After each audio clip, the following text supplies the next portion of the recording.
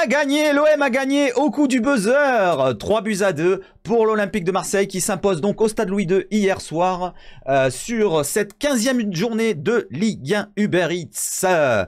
Voilà, donc on va partir un petit peu sur le débrief du match. Je vais vous faire ça image par image.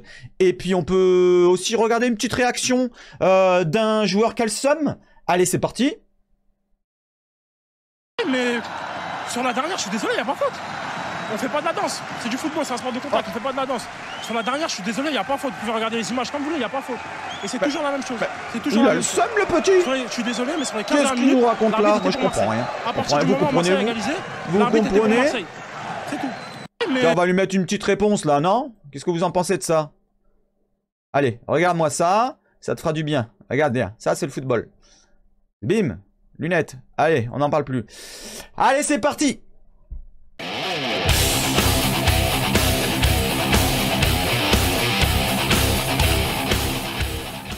Donc, l'OM a bien buzzé Monaco et on se fait un petit point sur classement pour commencer avec les Marseillais qui remontent donc à la 4e place, 30 points, désormais à 1 point du podium, le Stade Rennais 31, l'OM 30.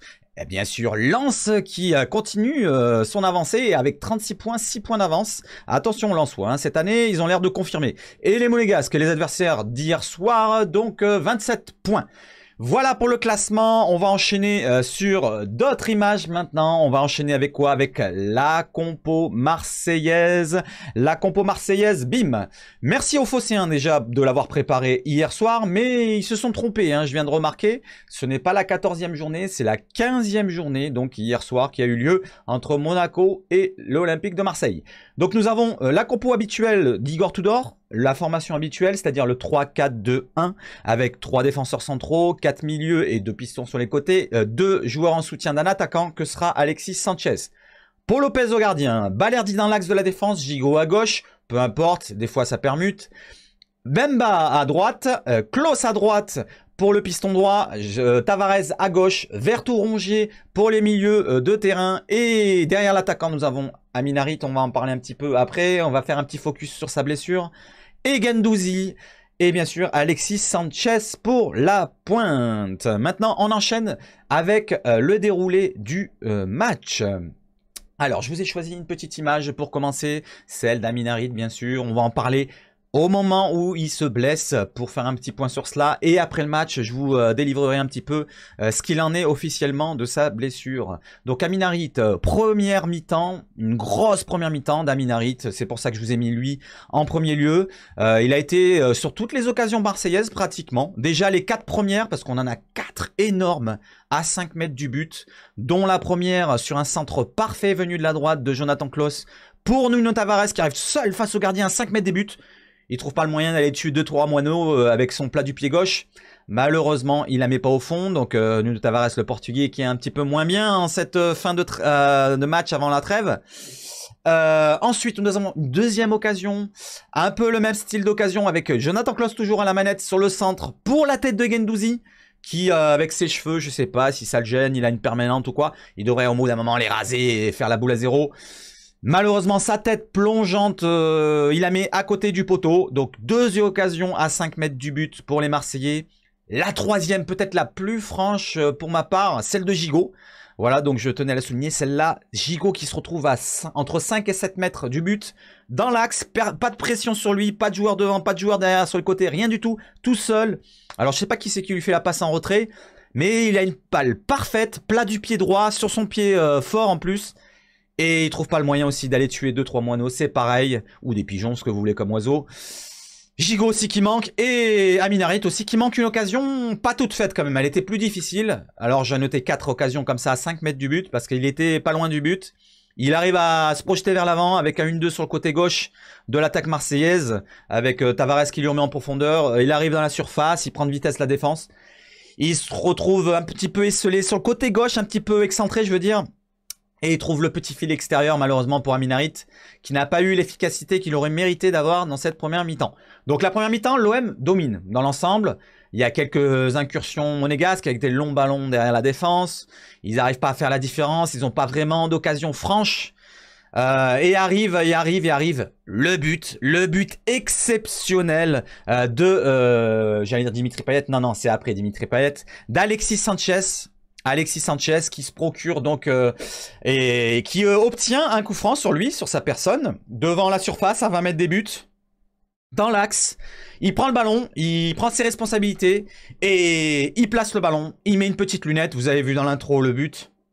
Exceptionnel, bien tiré comme il faut. Petite balle feuille morte comme on dit, au-dessus du mur. En plus c'est un mur qui était assez conséquent avec Disasi, Badiachil et Maripane. Il arrive à la mettre juste au-dessus des 3 joueurs. Et Noble est battu, il bouge pas. 1-0 pour l'OM, on est à la 35e minute. Marseille qui domine le match, ils maîtrisent cette première mi-temps. Ils arrivent à faire l'efficacité. Un peu manque d'efficacité quand même parce que 4 occasions et la 5e ça fait le but. Il aurait peut-être fallu marquer un deuxième avant, mais bon, qu'on arrive à dominer et à mener au score. Arrive à la 45e minute, parce que de la 35e à la 45e, il y a un petit peu un temps mort de la part des Marseillais. Les Monégasques arrivent à reprendre un petit peu le contrôle du ballon et un petit peu à se mettre vers l'avant, même s'ils sont pas dangereux. Arrive un ballon pour Crépin Diatta face à Balerdi. Balerdi joue mal le coup, il met le bras devant l'attaquant. Alors c'est en dehors de la surface au début de l'action, à la fin de l'action, on voit qu'il enlève le bras dans la surface. L'arbitre se fait avoir, je pense, parce qu'il y a le joueur monégasque qui se laisse tomber, on le voit qui traîne les jambes. Alors, est-ce qu'il y a pénalty ou pas?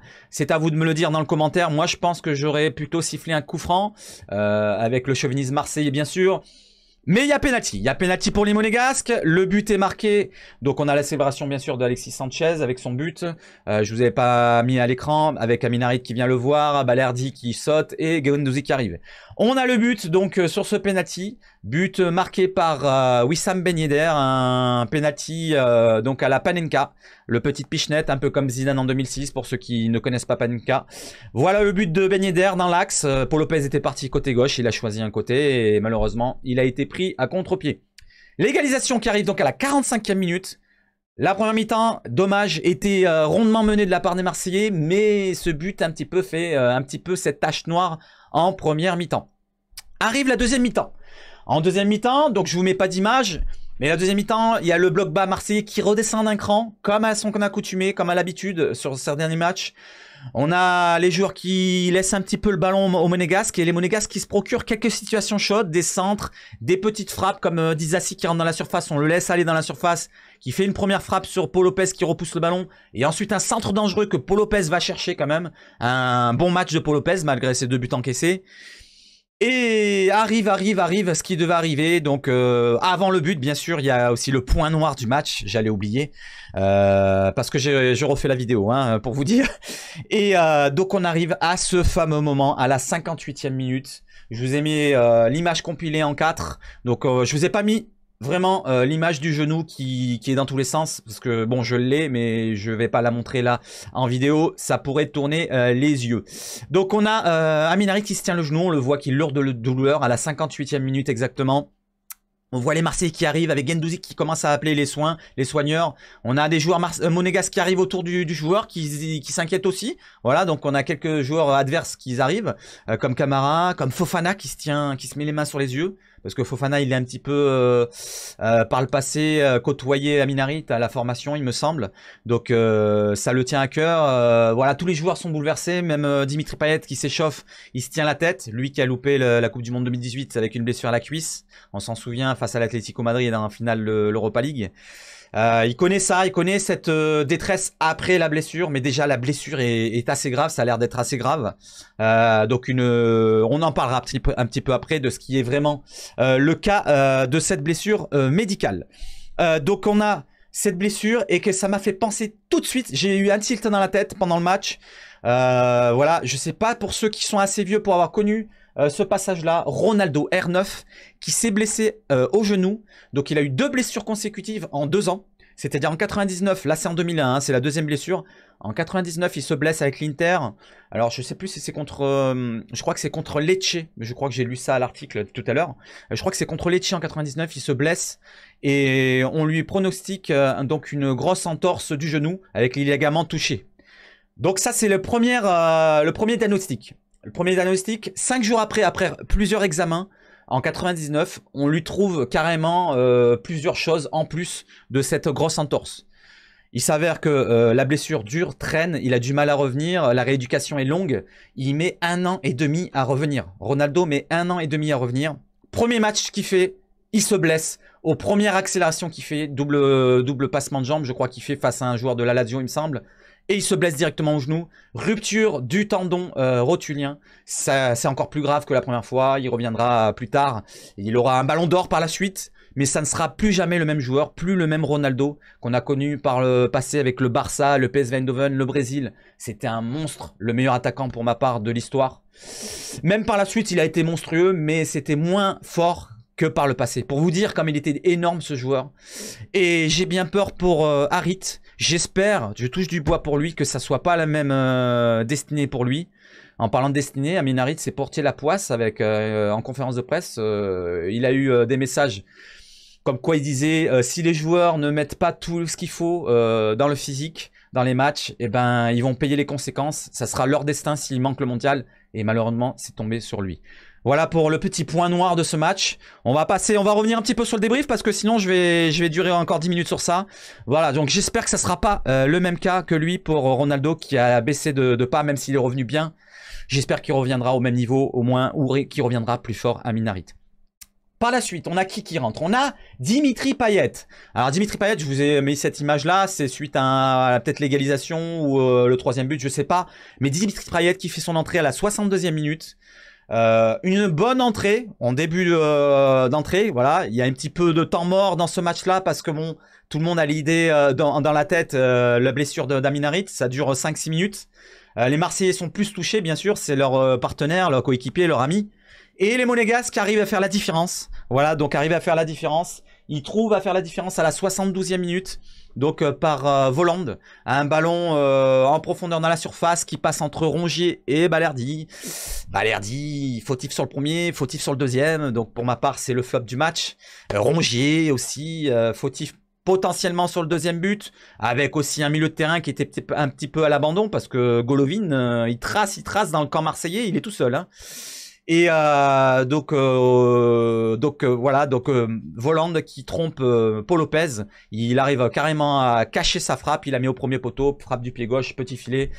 Paul Lopez pris à contre-pied, il n'y peut rien. 2-1 pour les Monégasques.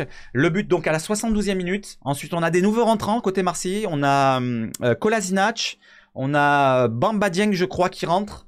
Après, donc ça c'est à la 73e, il rentre après le but, le deuxième. Après la 83e, on a d'autres entrées comme Pape Gueye et Under, il me semble. Mais bon, on n'en parlera peut-être pas trop de ces deux joueurs-là, ils n'ont pas trop pesé sur le match. Bamba Dieng non plus, mais Kolasinac peut-être à la fin de match.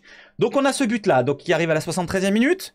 Ensuite, on a une réaction marseillaise qui arrive tout doucement. Voilà, ils émergent un petit peu de ce point noir du match. Comme je vous l'ai dit, la blessure d'Amin Harit qui trotte dans la tête des joueurs. Ils arrivent à se faire violence. Et on a la réaction marseillaise qui arrive par une égalisation venue de Jordan Vertou. Jordan Vertou qui arrive à récupérer un ballon dans la surface, donné par Dimitri Payet. Première passe décisive du match pour Dimitri Payet. Donc qui arrive à réagir dans ce match-là, qui arrive à accélérer le jeu. Et qui trouve Jordan Vertou qui fait une belle action dans la surface. Je vous l'ai pas mis en vidéo, mais franchement, beau but, joli but de Jordan Vertou. Dans la surface, il arrive à crocheter un joueur, il arrive à faire une feinte et à frapper pied gauche, son mauvais pied, dans une surface où il y avait beaucoup de Monégasques face à lui. Il arrive à trouver petit filet côté gauche, belle frappe parfaite de Jordan Vertou, qui arrive à faire la différence enfin, qui marque son premier but avec l'Olympique de Marseille, et ça peut débloquer la rencontre. D'ailleurs, par la suite, Jordan Vertou nous fait une superbe fin de match. Une première mi-temps aussi de bonnes volées hein, de la part de Jordan Vertou, qui revient bien en cette fin de première partie de saison. Et là, si on devait noter des flops et des tops, je dirais que je le noterais dans les tops. Hein. Jordan Vertou, Dimitri Payet, malgré qu'il ait fait que 30 minutes, je le mettrais en top. Alexis Sanchez et même Paul Lopez, hein, qui a fait un gros match, malgré qu'il prend 2 buts. Voilà, on a 3-4 joueurs qui émergent dans cette rencontre. À défaut, dans les flops, je mettrais un Balerdi, bien sûr, fautif sur le premier. Demi-fautif sur le deuxième. Valentin Rongier pas loin des flops, voilà, donc qui fait un petit peu à défaut de Jordan Vertou. Ça fait un petit peu un décalage entre les deux milieux de terrain. Jordan Vertou qui se projette vers l'avant, Jordan Vertou qui participe au jeu au milieu, alors qu'un Rongier est un petit peu bas. J'ai l'impression qu'il prend pas un petit peu le dessus, qu'il fait pas un dépassement de fonction. Voilà pour vous donner un petit peu des notes. On a aussi les couloirs aussi. Côté droit, Jonathan Klaus qui a délivré de bonnes passes. De l'autre côté, Tavares un petit peu la tête en dedans comme d'habitude. Sanchez qui a pesé. Voilà pour le descriptif des joueurs par joueur. Mbemba toujours solide. Gigot un degré moindre mais quand même solide. Et puis on arrive donc à ce but-là, l'égalisation, 2 buts partout. Donc on est à la 83e minute. Arrivent les 10 dernières minutes qui commencent à être un petit peu folles. On le sent, on a cette odeur de soufre qui arrive petit à petit. Et il arrive à la 96e, 97e minute. Plusieurs corners d'ailleurs qui arrivent pour les Marseillais, qui dominent un petit peu cette fin de match. Et on arrive à obtenir une faute. Alors est-ce qu'il y a faute ou pas sur Dimitri Payet, comme il a dit Disasi? Pour ma part, je m'en fous. Voilà, on a la tête qui arrive de Kolasinac, la surprise Kolasinac qui nous manque le but tout fait face à Tottenham et qui nous délivre en fin de match pour nous marquer ce 3-2. Donc il arrive à passer devant la défense, il passe devant Balerdi, il passe devant Noble et il arrive à l'effleurer donc devant le gardien et tout ce magma de joueurs. Il arrive à trouver le filet et qui nous permet d'avoir cette victoire. On est à la 97e minute, il y avait 6 minutes d'arrêt de jeu suite à la blessure d'Amin Harit et les changements. On arrive à la 98e, 99e, l'arbitre y siffle. Et on a une grosse communion entre les joueurs, les supporters que je n'ai pas cités d'ailleurs. Grosse pensée aux supporters qui ont fait le déplacement encore, même si c'est pas le plus long qu'il existe pour les Marseillais. Ils ont été là présents dans tout le stade, on les a entendus avec les Allez l'OM, avec l'ovation d'Amin Harit, que j'ai oublié de vous mettre en son, mais bon c'est pas grave. On l'a tous entendu quand Amin Harit est sorti. Les Ah Amin, Amin, oui, Amin Harit est blessé et on va en parler après le débrief qui va se terminer maintenant avec la joie aussi, on va le noter, d'Igor Tudor qui a fait les remplacements qui ont payé cette fois avec Payet, avec Kolasinac. Les autres on n'en parle pas trop parce que ça a pesé un peu moins, mais quand même, voilà, donc on va féliciter aussi le coach qui fait une bonne première partie de saison. Dans le comptabilité, si on fait le compte, on a 2 points par match. On va se refaire un petit point sur le classement d'ailleurs. Regardez le classement, bam. Non, je l'ai pas mis, je le mets. Regardez le classement. Donc 2 points par match pour les Marseillais. On va dire que l'efficacité offensive pêche du côté marseillais. Parce que si on marquait, avec les si, on refait un monde comme on dit, si on marquait toutes les occasions qu'on a eues contre Lens, contre Ajaccio, parce qu'Ajaccio, faut pas se dire qu'on a fait un énorme mauvais match. On a dominé quand même Ajaccio, on a manqué d'efficacité, comme en Coupe d'Europe face à Tottenham, comme beaucoup de matchs qu'on a manqué d'efficacité. Voilà, si avec les si on marquait autant de buts qu'on aurait dû marquer, je pense que la place serait plus haute, on serait à la hauteur de Lens, voire peut-être au-dessus, parce que Lens, on aurait peut-être gagné contre eux.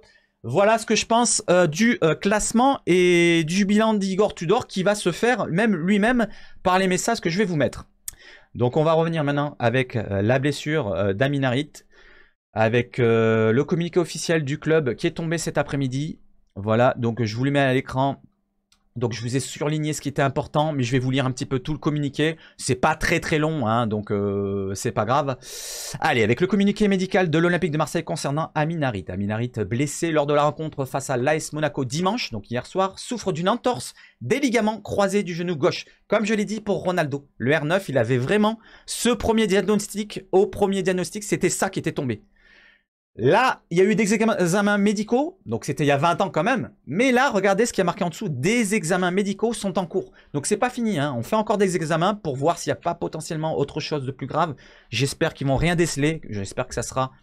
Je dis qu'une entorse des ligaments croisés du genou, c'est quand même énorme comme blessure. Il va manquer tout le reste de la saison, je pense. Mais j'espère que ça ne sera pas autant grave qu'un Ronaldo. Voilà, donc pour Amin Harit, donc je poursuis, des examens médicaux sont en cours pour lui proposer les soins adaptés à sa blessure. Le joueur va suivre un protocole de soins adapté. L'Olympique de Marseille souhaite un prompt rétablissement à Amin Harit et espère le voir le plus rapidement possible sur les terrains. Donc on espère la même chose pour lui. On va voir un petit peu les réactions d'après-match. Donc celle de Dimitri Payet, voilà, Dimitri Payet qui fait partie des hommes du match. Je vous ai surligné un petit peu ce qui est important. Donc Dimitri Payet, très touché, a juste tenu à rendre hommage à son coéquipier. Ce soir, on ne va parler que du match, nous dit Dimitri, car gagner ou perdre, c'est le quotidien. Ce soir, il s'est passé quelque chose de grave. On a un copain qui est en train de passer des examens. On espère que ça sera le moins grave possible. On lui dédie cette victoire et on lui souhaite un prompt rétablissement pour les prochains jours. Les prochains mois même. Hein. Ça peut être quelque chose de très difficile car on savait où il devait aller demain. Bien sûr, Amin Harit était convoqué pour la sélection nationale et pour la Coupe du Monde au Qatar avec le Maroc. Malheureusement, bon, il le loupe, c'est obligé, mais malheureusement, ça peut être plus grave et j'espère qu'il reviendra bien. Je vais pas aggraver la chose et on va voir les autres réactions d'autres joueurs. Comme celle de Igor Tudor déjà, on peut le voir à l'image, qui dès qu'on lui a posé les questions, il s'est tenu un petit peu la tête. Donc ça, c'est un article de Gol. D'ailleurs, Gol, je vous ai surligné les erreurs qu'ils ont fait. Monaco et Marseille se sont quittés sur un match nul dimanche. Non, il n'y a pas eu match nul, Coco. 2-2. Non, il y a eu 3-2 pour l'OM. Donc là, surligné, bien sûr, Amin Harit s'est bien blessé. Voilà, je vous mets les petites réactions. Celle de Matteo Guendouzi, milieu de terrain de l'OM, sur Amazon Prime. On a eu de mauvais scénarios sur les fins de match, sur les dernières fins de match, notamment à Tottenham. Aujourd'hui, on est récompensé quand on méritait de gagner. Ça fait du bien de gagner comme ça. Franchement, 3-2, on les a enfoncés, on les a buzzés. On a réussi à rester solide. La sortie d'Amin Harit, ouais, il lui pose la question, le mec qui l'interroge. Honnêtement, c'est très difficile. On sait ce qu'il y a derrière avec la Coupe du Monde qui arrive. C'était un rêve pour lui. On est tous très peinés pour lui. J'espère de tout cœur qu'il va se rétablir le plus vite possible. C'est un joueur très important pour nous. Dès qu'il y a eu sa blessure, on a eu à cœur de le faire pour lui. C'est un mec avec une superbe mentalité, nous dit Matteo. On a la réaction d'un autre homme du match, comme je vous l'ai dit pour Payet, celle de Jordan Vertou. Milieu de terrain de l'OM sur Amazon Prime. Mon but est... il a fait du bien. Ça lui a fait du bien. Ça l'a un petit peu délivré. D'ailleurs, en fin de match, il était en fire, hein, comme on dit. Je l'attendais depuis longtemps. Il nous fait revenir dans le match et on arrache la victoire. Ce soir, on retient la victoire et cette victoire est pour lui. Il répond pour Amin Harit. Hein. Il est parti à l'hôpital et c'est un moment très difficile pour lui juste avant le mondial. On est tous derrière lui pour lui et j'espère qu'il va se remettre le plus vite possible. En première période, on n'arrive pas à finaliser nos occasions, comme je l'ai dit. Quand même 4 occasions franches.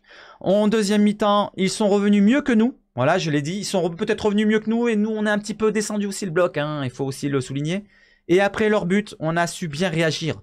Voilà, il y a une réaction après le deuxième but, marseillaise, qui est venue petit à petit, et les 20 dernières minutes ont été marseillaises, pas à 100%, mais presque. Il y a eu quelques petites situations de contre pour les Monégasques, mais ça a bien défendu derrière. Les 3 points nous font énormément de bien. La communion avec les supporters était magnifique à la fin, comme on a pu voir à l'image que vous ai mis. Ah oui, autre réaction, celle du Monégasque qui a le seum. Axel Disasi, oui, celui qui a blessé Amin Harit, a une réaction et il a posté sur Instagram, je l'ai récupéré sur Twitter, je vais vous le lire, c'est un peu flou, hein, je vais vous le lire. Voilà, donc sa réaction à froid maintenant, aujourd'hui. C'est jamais facile de s'exprimer dans ce genre de moment, mais la tension est retombée et on a plus de recul maintenant, nous dit ça Axel Disasi. Dès que j'ai vu Amin à la suite de notre contact, j'ai compris que c'était grave et j'ai mesuré la portée que sa blessure allait avoir pour lui. Même en essayant de me mettre à sa place, je ne peux pas ressentir un centième de ce qu'il vit aujourd'hui. Et cela m'attriste profondément. Ceux qui ont vu le match et l'action en question comprendront clairement qu'à aucun moment je ne cherche à jouer autre chose que le ballon. Et c'est ce que j'ai fait. Oui, moi aussi, hein, je tiens à le souligner. J'ai revu plusieurs fois le ralenti, même s'il est de loin parce qu'ils ne veulent pas le montrer de près à Amazon. Il fait pas exprès, il vient jouer le ballon, il dégage le ballon, il y a un contact. Alors est-ce que c'est en même temps que le dégagement de ballon ou pas? C'est une question qu'il faudra pas trop approfondir parce que ça ne sert à rien d'approfondir cela. Il a pas fait exprès, franchement, c'est pas vraiment une faute qu'il a voulu faire. Et on voit là, donc c'est un contact avec je sais pas si c'est la cuisse ou le talon qui débloque le genou d'Amin Harit. Mais voilà, c'est pas une faute exprès de Axel Disasi. Il poursuit. Pour ceux qui a suivi sur les réseaux sociaux, en particulier les insultes envers ma famille, le racisme, la divulgation de mon numéro de téléphone, ça c'est quand même assez grave. Je veux dire, je veux bien qu'il y ait des réactions à chaud, qu'on l'insulte, ça va encore. Des insultes de lui, ça va encore. Les insultes pour la famille, ça commence à être un petit peu chaud. Après le racisme, il faudrait arrêter quand même ces conneries-là. Et la divulgation du numéro de téléphone, c'est peut-être le plus grave pour ma part. Parce que ça peut amener à des crétins bas de front à faire des conneries. Donc attention à faire à pas réitérer ces bêtises-là. Voilà, le joueur n'a pas fait exprès. Les réseaux sociaux, parfois, sont un petit peu cons sur les bords. Voilà, donc je tenais à souligner ça. Et je continue le message. Ce sont des choses qui sont inacceptables, comme il dit, et incompréhensibles en 2022. Que ce soit en 2022, 2020 ou peu importe l'année, ça ne doit pas exister. Je comprends que la frustration puisse faire dire des choses qu'on regrette par la suite. Moi, le premier, comme vous avez pu le voir lors de mon interview, ce que je vous ai mis en premier, d'après match hier soir, mais il y a des limites, ça reste du sport. Grosse force à Amine dans cette épreuve. Voilà le message de paix d'Axel Disasi. Pour la réaction de Tudor, je vous en ai parlé et il va faire son bilan. Voilà, Tudor qui fait son bilan. Avec 30 matchs en 15 journées et une 4e place de Ligue 1 en Ligue 1. Igor Tudor finit cette première partie de saison sans perte et fracas. Je vous lis tout le truc. Hein. Même le parcours en Ligue des Champions, malgré l'élimination et une place de dernier du groupe, a été plutôt honorable selon lui. Hein. L'entraîneur croate fait son bilan. Donc on va lire un petit peu son bilan qui s'est fait du parcours pour l'OM sur ses 15 premiers matchs et les matchs de Champions League. Les sensations sont positives. On a fait de bonnes prestations, même en Ligue des Champions. Tous les matchs m'ont plu. On a créé une identité de jeu. Pas de jeu parce que je l'ai rajouté, mais c'est pas grave. L'équipe donne le maximum. On essaye de montrer un foot positif avec l'envie d'aller marquer et pas seulement de défendre. Il nous manque quelques points, un peu de malchance. Voilà, comme je vous l'ai souligné, face à Lens, face à d'autres matchs, face à d'autres équipes, pardon. On a eu de la malchance et aussi l'arbitrage pendant un moment qui était un petit peu contre, hein, n'est-ce pas les Parisiens? Il y a eu une bonne base. Après la coupure, on pourra réussir à nous améliorer vu qu'on aura la possibilité de travailler plus car nous aurons moins de matchs à jouer. Voilà, il souligne qu'il y a plus de Coupe d'Europe, plus de Coupe européenne, donc moins de matchs à jouer, d'accord, en semaine. Après la Coupe européenne, la Champions League, ça aurait duré que 2 matchs, normalement, parce qu'on aurait peut-être tapé un gros. Je ne sais pas ce qui serait passé avec le tirage, ça aurait été peut-être différent que ce qu'il y a eu là. Il y a la Coupe de France, faut pas l'oublier, Igor, n'oubliez pas la Coupe de France, il faut aller la chercher, moi je veux un trophée. Voilà pour la réaction, le bilan de Igor Tudor. Qu'est-ce que vous en avez pensé de sa réaction, de la réaction des joueurs pour Amine Harit? Donnez-moi un point de vue sur le débrief et sur Amine Harit. Qu'est-ce que vous en pensez? Est-ce que ça vous peine? Est-ce que ça vous touche? Et donnez-moi votre point de vue sur tout ce que j'ai dit. Voilà, maintenant j'ai fini le petit débrief. Je vous retrouve pour une prochaine vidéo sur un prochain sujet, que ce soit le Mercato, l'actu OM, la vente OM, pourquoi pas. Et on se retrouve pour des prochains lives aussi. Il y aura quelques lives OM pendant cette trêve hivernale qui durera donc à partir d'aujourd'hui jusqu'au 28 décembre pour le premier match officiel. Il y aura des matchs amicaux, 3 matchs amicaux exactement pendant cette trêve. La trêve, donc déjà ils sont en vacances les joueurs à partir du 14 jusqu'au 28. Ils reviendront à l'entraînement le 28 novembre. Il y aura un stage en Espagne du côté de Marbella et 3 matchs amicaux. Donc je ne sais pas s'ils seront diffusés. S'ils sont diffusés, je vais les faire. S'ils ne sont pas diffusés, et je ne les ferai pas. Et s'ils sont diffusés que je ne peux pas les faire, je ne pourrai pas les faire non plus. Voilà, donc on se retrouve sinon pour la Coupe du Monde pour faire quelques lives aussi de quelques matchs. Les Bleus, quelques autres matchs intéressants comme le Sénégal face aux Pays-Bas. Ça m'intéresse de le faire ce match-là. Et d'autres encore. Voilà, donc n'hésitez pas à mettre votre pouce, à vous abonner, à faire ce que vous voulez de la chaîne. On se retrouve pour une prochaine vidéo, un prochain live. Merci à tous et donnez-moi votre point de vue, vos réactions sur tout ce que j'ai abordé comme sujet. À bientôt et allez l'OM!